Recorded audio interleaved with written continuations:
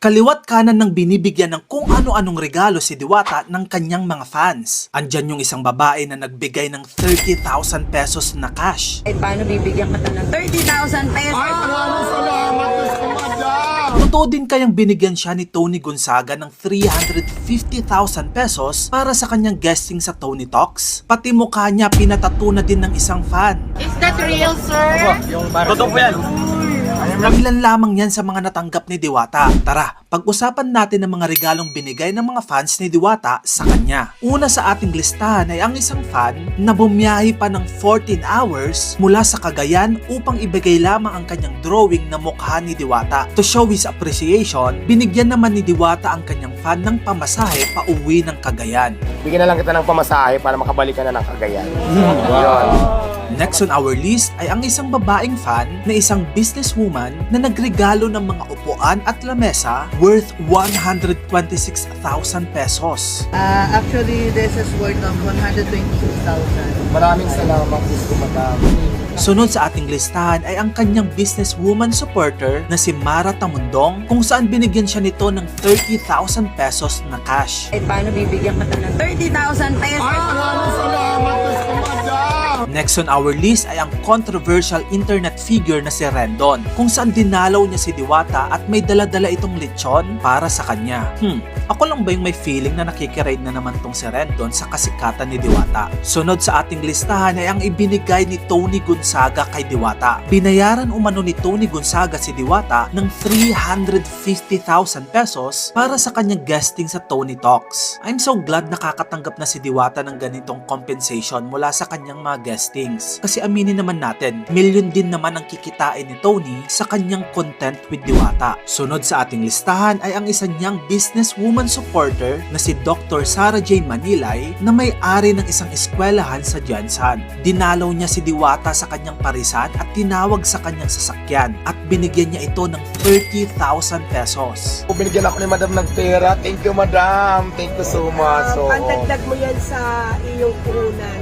Sa dami-dami. At sinaapi ka, ngayon marami tumutulong. Ayan, Paglabas guys, na paglabas ni Diwata ay agad niyang ibinahagi ang kanyang blessings na natanggap niya. Dahil binigyan ako ng pera ni Madam, bibigyan din kita. Yun,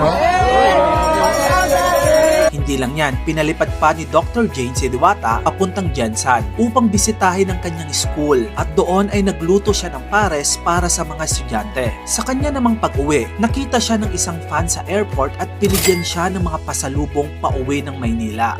Binigyan niya ako ng pasalubong. Ito marami, may kape. Next on our list ay ang vlogger na si Alvin TV kung saan binilhan niya si Diwata ng t-shirt, sweatpants at slippers mula sa Uniqlo. Nagkakahalaga ito around 3,000 pesos. Naisip ko lang, kumpara sa kinikita ni Alvin TV na 3 million pesos na araw-araw na pagkukontent kay Diwata, I was expecting more from him. Pero teka, hindi lang pera ang inireregalo kay Diwata. Gaya neto, ang regalo niya kay Diwata ay isang babala. Pinagpala ka! Pero ganun pa man, bibigyan kita ng babala. Ang mga makasalanan ay walang bahagi sa kaharian ng Diyos. Ewan ko ba bakit ang epal ng dating sa akin ng mga ganitong klaseng tao. Next on our list ay ang pagbibigay ng isang CEO ng isang beauty products business kay Diwata ng 20,000 pesos at mga beauty products. Diyos ko! Sobrang na-inspire kasi talaga. Maraming salamat talaga, Madam. Ang dami mong products talaga na binigay. At saka siyempre yung cash na napag-importante. Meron din naman yung ilan na masasabi ko nagre-regalo lang kay Diwata para ma-promote yung kanilang mga produkto. I'm not saying this is bad. I'm just saying na marami na din talagang sumasakay sa kasikatan ni Diwata. Sunod sa ating listahan ay ang isang fan na bumiyahe pa mula Mindoro upang ipakita ang pinatato niyang mukha ni Diwata sa kanyang tagiliran. Kitang-kita sa video na na-overwhelm dito si Diwata. Is that real, sir? Totoo po yan. Nagpipenta po siya kasi ilang araw ako to. Sa Kabayitan po, tsaka sa mga... Sa Mindoro, sa pinamilihan po.